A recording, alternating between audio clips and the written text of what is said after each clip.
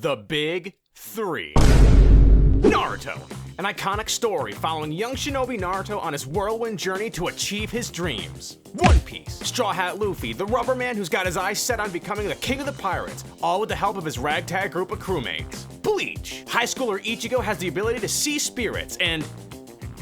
I mean, he didn't really want to be a Soul Reaper. He kind of just walked into it.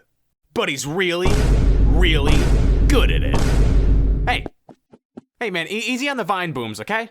However, one of these things is not like the other. One of these haven't seen a video game release since 2011. And if you guessed Bleach, then you'd be right. The last time a solo Bleach game was released, not including games like Jump Force or the Bleach Brave Souls port from mobile to PS4 and 5, was Bleach Soul Resurrección for the PS3. So no, mobile games don't count! I want a console game. Hitting the PS3 console on August 2nd, 2011, and going by Bleach Soul Ignition in Japan, Bleach Soul Resurrección is a hack and slash game. And I kinda get the vague aroma of the Musou genre games from it, like Dynasty Warriors or One Piece Pirate Warriors. Now, Bleach had a few games before this, unfortunately never really planting its feet anywhere with a badass series like Naruto did with its Ninja Storm series or Dragon Ball's Budokai series. Well, that is unless you count its Heat the Soul series, but one, it's on PSP, which isn't a problem, and two, we never got it in the States, which is a problem!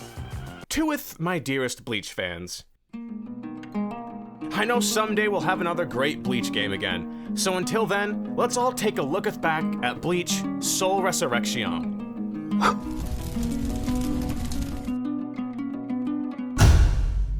The story starts with a narration explaining how a group called the Espada, commanded by Aizen, have kidnapped Orihime. So now our hero Ichigo and his friends Chad and Uryu set out to save her. Yes. Yes. Exposition! So yeah, the game drops us right in the middle of Bleach's story, so if you get confused with the names and certain events, I'm sorry. Arriving in Wako Mundo, Ichigo gets right to work, slicing through the opposition. Right out the gate, I gotta say, this game looks stunning. It holds up incredibly well even by today's standards. It sports a cel-shaded style greatly resembling the Naruto Ultimate Ninja Storm series of games. And the controls are super easy to get the hang of, with triangle allowing you to use your spirit attack like the Getsuga Tensho, and circle allowing you to use an attack that blasts a radius around you. You also have what's called an ignition gauge. Using L2 to activate the gauge, it allows Ichigo to go into his hollow form, powering up all of your moves. And pressing it again while already in your ignition state uses your ignition attack, which you can think of as your ultimate move. The game's playstyle has you travel through a linear path defeating enemies while you head to the next area, sometimes being forced to defeat a mini-boss of sorts or clear the area before you can move on to the next. Simple, yet works really well in this game. Each time you defeat said enemy, they drop these little limes on the ground, which you can use to level up the character you're playing as. And I repeat, don't put them in your mouth. You hear me? You keep them out of your mouth. After this, we meet Nell, as she points out what we all think when we look at Byakuya Kuchiki. Reuniting with Rukia and Renji, Ichigo defeats a giant Polnareff and a group of Hellraiser extras as we travel closer to Las Noches. Switching to Uryu, the group arrives at the fortress that is Las Noches. After coming to a 5-way fork in the road, the group splits up to cover more ground. Playing as Uryu is just as badass as it looks, with his ranged attacks honestly being more efficient than Ichigo's Getsuga Tensho, having a faster fire rate, and feels like slightly better tracking with his Quincy cross. Maybe we should call it a Quincy crossbow, huh? Hey, get it? Because it's like a crossbow. We blasted the halls of Las Noches. Quite literally. What do you think fixes the walls here? And we wrap up episode 2 with Uryu taking out a menagerie of Arrancars, and I can't help but shake this weird feeling fighting the Arrancars, seeing as they all just cry out in pain when you hurt them. We begin episode 3 with the same narrations we've been getting at the start of each stage, telling us Ichigo ran into Ukiura, got absolutely fried, Grimmjow kidnaps Orihime, takes her to Ichigo, he has her heal Ichigo, so himself and Ichigo can settle their beef, and then they go and fight. Now, I don't know about you guys, but that is a lot of badassery that I would have liked to have seen rather than brushed over in a paragraph. Anyways, with that, we're off to fight Grimmjow, and back to cutting down hollows with the simple yet satisfying gameplay we talked about. And after about a 10-minute therapy session of Ichigo taking out his frustrations on the enemy, we finally come face to face with Grimmjow. Now, I really wish we got more cutscenes showing what happens, because when we do get cutscenes in this game, I think they look really awesome. The battle begins as Grimmjow's dialogue here may hint that he's got some disdain towards Ichigo. I'm going to slit your throat. An intense fight with Grimmjow continues as a concerned Orihime cries out, not wanting Ichigo to get hurt anymore. Hearing her cries, Ichigo says he's not allowed to take any more damage and proceeds to end it right then and there, taking out Grimmjow. Sorry, world. I'm afraid I can't take damage anymore. Hey.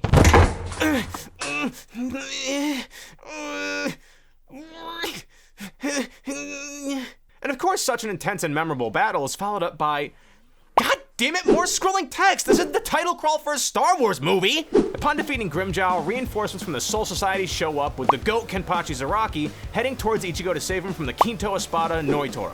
So there isn't a whole lot of depth to the combat here between characters, but my god, I'd be a liar if I said it wasn't badass to play as Kenpachi.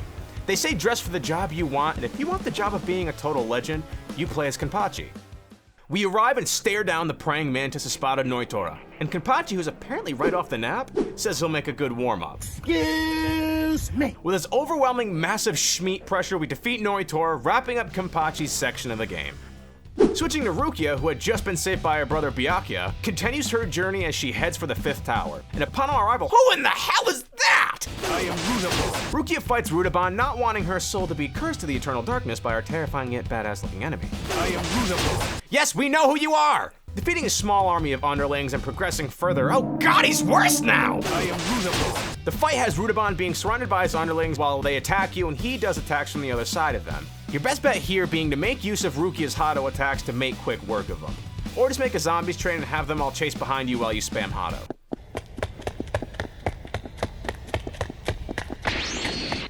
Get your ass back here! Then once you've defeated Rutaban, you're free to hang up crosses and dream catchers in your bedroom so you're not sucked to the eternal darkness yourself. Racing to the upper floors of the 5th tower, high above Las Noches, we find the true face of despair Ukiura waiting for us in his best Ryuk cosplay. 8 out of 10, not bad. And it means to settle their beef that we heard happened off screen through the text crawl from earlier. Ichigo does battle with Ukiura in a seemingly uphill battle that he puts all his heart into, ends up struck down by being stabbed through it. Talk about a shot. I'm sorry! However, just as quick as he fell, he rises like a whoa! You got a haircut, didn't you? A shocked Ukiura asks Ichigo who and what he is. After a thorough ass beating from Ichigo's new holified transformation, which is my favorite Ichigo transformation, but the only answer he gets is the answer of being too fucking cold. That makes sense, right? Guys, that line works, right? Beginning the fight against Aizen's invasion of the world of the living, we take control of Captain Hitsugaya, where it's revealed that a fake Karakura town was in place to trap Aizen. Gosh, this has more crisscrosses and tables turned than a Shyamalan movie. It's beginning, Matsumoto. Matsumoto? He means Rangiku. I look good, right? My hair's fine. Come on, man, I've only got one shot! The battle rages on as Tier Halle Bell of the Espada arrives, challenging Captain Hitsugaya. The shark will sink the dragon of ice into the sea. Oh yeah? Well, you forgot one thing.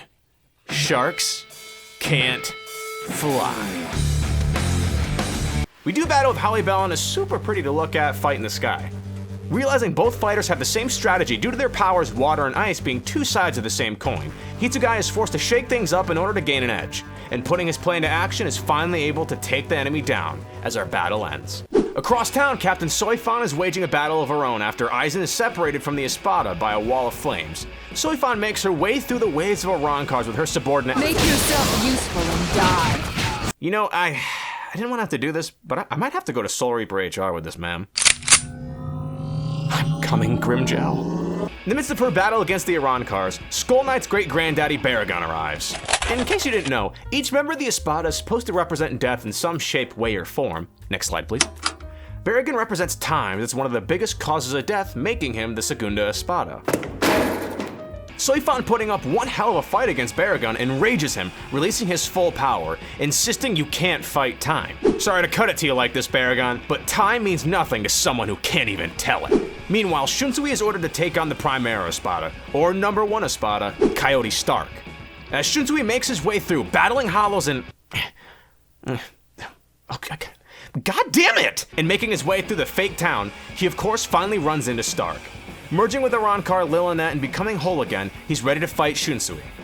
During their fight, we find out that Stark had originally been so powerful that he split his soul in two so that they could just, I don't know, use the bathroom stall next to someone without obliterating their soul, thus creating that version of himself in Lilinet. And after a fairly, dare I say, difficult fight against them, Shunsui comes out on top. You know, Shunsui kinda looks like that Chad meme guy. With all the Espada Aizen had brought with him to the land of the living being defeated except one, it's revealed to be the Decimo Espada Yami, who releases his spiritual pressure, changing his symbol from 10 to 0, overwhelming all the Soul Reapers we had just previously battled with. Rukia's brother Byakuya, sensing it all go down, hurries to help his sister, arriving just in time to save Ichigo from his grasp, ready to fold this guy like a bad hand of poker. And with a little help from Kenpachi, they take down pissed off Tobirama. No, seriously, he's the same voice actor for the second Hokage. Pretty cool, right? Yoruichi, Kisuke Urahara, and Ichigo's dad head for the battlefield as Aizen has joined the fight and is absolutely dog-walking everybody around the park. Showing up to end the manhandling, Yoruichi hardly recognizes Aizen as he encourages her to come at him, saying her abilities are futile before his new power. A long, difficult battle proceeds as Yoruichi throws all she's got at Aizen. She's able to damage him, even impress him with her attacks. However, it all isn't enough to take him down for good.